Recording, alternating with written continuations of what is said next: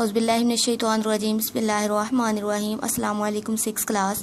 امید ہے کہ آپ سب لوگ خیریت سے ہوں گے اور آپ نے عید سے پہلے جو ہے چیپٹر نمبر 1 یعنی صلح حدیبیہ کا چیپٹر کمپلیٹ کر چکے تھے۔ آپ اس کے long question, short question, reading question آپ سب لوگ کمپلیٹ کر چکے تھے، ٹھیک ہے۔ اب نیکسٹ ہم چیپٹر سٹارٹ کریں گے۔ یہ دیکھیں جی، نیکسٹ والا آپ کا چیپٹر ہے یہاں فرما رواؤں کو دعوت اسلام، ٹھیک ہے۔ آپ یہ لاسٹ چیپٹر کمپلیٹ کر لیا تھا آپ نے صلح حدیبیہ والا۔ آپ نیکسٹ چیپٹر آپ اگر اسٹارٹ کریں گے فرما رواؤں کو دعوت اسلام۔ فرما روا ہوتے کیا ہیں؟ ایک علاقے کے اوپر بادشاہی کرنے والے فرما روا، ٹھیک ہے، جیسے کہ بادشاہ بول لیں، نواب بول لیں، ٹھیک ہے۔ تو ان کو آپ صلی اللہ علیہ وسلم نے کس طرح سے اسلام کی دعوت دی تھی، ٹھیک ہے۔ اب ریڈنگ سٹارٹ کرتے ہیں۔ یہاں پہ پیج نمبر آپ کا دیکھیں 33 ہے، ٹھیک ہے۔ اور آپ نے نیکسٹ جو ہے وہ آپ نے سٹارٹ کرنی ہے ریڈنگ۔ سب سے پہلے جی صلح حدیبیہ کے بعد جب حضور صلی اللہ علیہ وسلم کو کفار مکہ کی طرف سے چین نصیب ہوا تو آپ صلی اللہ علیہ وسلم نے مختلف حکمرانوں اور فرما رواؤں کو خطوط کے ذریعے دین اسلام کی دعوت دی، ٹھیک ہے۔ تو آپ صلی اللہ علیہ وسلم نے کس طرح سے حکمرانوں کو دعوت دی تھی؟ خطوط کے ذریعے، یعنی کہ ان کو خط لکھا تھا، ٹھیک ہے، خط لکھے تھے اور اس طرح سے ان کو اسلام کی دعوت دی تھی۔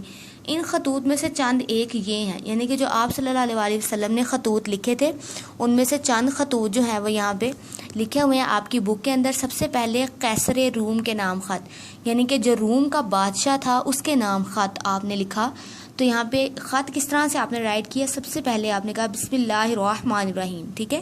خط کی سٹارٹنگ پہ بسم اللہ الرحمن الرحیم لکھا ہوا تھا، پھر لکھا تھا اللہ کے بندے اور اس کے رسول محمد صلی اللہ علیہ وآلہ وسلم کی جانب سے ہرقل عظیم روم کی طرف اس شخص پر سلام جو ہدایت کی پیروی کرے، ٹھیک ہے۔ یہ وہاں کا بادشاہ تھا، اس کا نام تھا ہرقل عظیم روم، ٹھیک ہے۔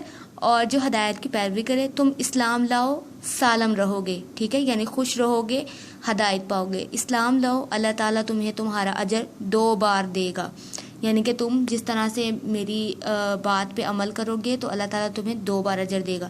اور اگر تم نے روگردانی کی، یعنی کہ اگر تم نے میری بات سے انکار کیا، ٹھیک ہے، اللہ تعالیٰ کی بات سے انکار کیا تو تم پر ریسیوں یعنی کہ رایا کا بھی گناہ ہوگا، یعنی کہ جس طرح اگر تمہاری رایا ہے نا وہ سارا گناہ تمہیں ہی ہوگا، ٹھیک ہے۔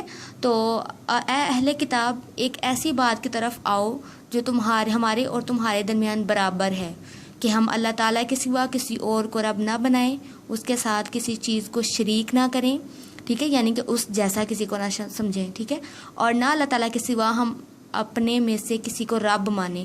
بس اگر لوگ رخ پھیریں گے تو کہہ دو کہ تم لوگ گواہ رہو ہم مسلمان ہیں، ٹھیک ہے۔ آگے آپ صلی اللہ علیہ وسلم کے عہد نبوت میں 2 بڑی طاقتیں تھیں، ایک قیصر روم جس کی سلطنت شام تک پھیلی ہوئی تھی اور دوسری کسرا ایران، ٹھیک ہے، دوسری کیا تھی؟ کسرا ایران۔ قیصر نے انہی دنوں میں ایرانیوں کے خلاف کامیاب جنگ لڑی تھی اور اس فتح کی خوشی میں جشن منانے بیت المقدس آیا ہوا تھا۔ اس کو مبارکباد دینے والوں میں سردار مکہ ابو سفیان بھی تھا جو کہ تجارت کی غرض سے ملک شام میں تھا۔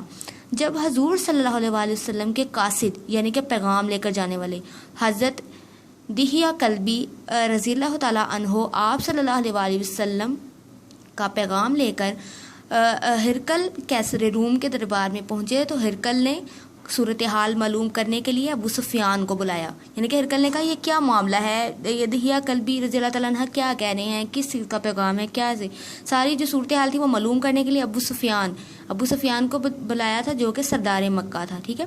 ہرقل نے ابو سفیان سے حضور صلی اللہ علیہ وسلم کے بارے میں متعدد سوالات کیے، یعنی کہ اس نے پوچھا ابو سفیان سے آپ کے بارے میں، تو ابو سفیان نے سوالات کا صحیح جواب دیا۔ ہرقل کو یقین ہو گیا کہ حضور صلی اللہ علیہ وسلم سچے نبی ہیں، مگر وہ اپنے عمرہ، ٹھیک ہے، اپنے کام کرنے والوں اور مذہبی پیشواؤں کی مخالفت کے ڈر سے اعلانیہ طور پر آپ صلی اللہ علیہ وسلم کی نبوت کا اقرار نہیں کر سکا، یعنی کہ اس نے کہا کہ اپنے جو اس کے ساتھ کام کرنے والے تھے وزیر، سفیر اور دوسرے جو تھے وہ تمام ان سے ڈر گیا تھا کہ کہیں میری بادشاہی نہ خطرے میں پڑ جائے، تو اس نے اعلانیہ طور پر آپ کی نبوت کا اقرار نہیں کیا۔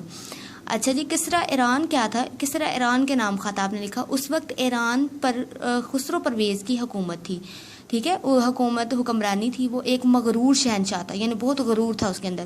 جب حضور اکرم صلی اللہ علیہ وسلم کے ایلچی یعنی کہ آپ کا پیغام لے کر حضرت عبداللہ بن حذافہ رضی اللہ تعالیٰ عنہ آپ صلی اللہ علیہ وسلم کا نامہ مبارک لے کر اس کے پاس پہنچے تو اس نے یہ دیکھ کر حضور صلی اللہ علیہ وسلم کا نام مبارک اس کے نام سے پہلے لکھا ہوا ہے تو خط کو پھاڑ کر نعوذ باللہ پرزے پرزے کر دیا. یعنی کہ اس کو یہ برداشت نہیں ہوا کہ آپ صلی اللہ علیہ وسلم کا نام اس کے نام سے پہلے لکھا ہوا ہے. ٹھیک ہے, تو حضور صلی اللہ علیہ وسلم کو اس گستاخی کی خبر ہوئی تو ارشاد فرمایا کہ جیسے اس نے ہمارے خط کے ٹکڑے کیے ہیں اللہ تعالیٰ اس کی سلطنت کے بھی ٹکڑے کر دے گا. اس واقعہ کے چند روز بعد ہی اس کے اپنے بیٹے شرویہ نے اسے قتل کر کے تخت پر قبضہ کر لیا. ٹھیک ہے, اسی کے اپنے بیٹے نے اس کو قتل کر دیا. یہاں تک آپ کی ریڈنگ ہے. فرسٹ آپ نے 3 جو ہے وہ short question, reading short question جو ہے وہ آپ نے یاد کر لینے, فرسٹ 3. ٹھیک ہے, آپ کی ریڈنگ سے بنتے ہیں تو اچھی طرح سے اس کو تیار کر لیجیے گا. اللہ حافظ.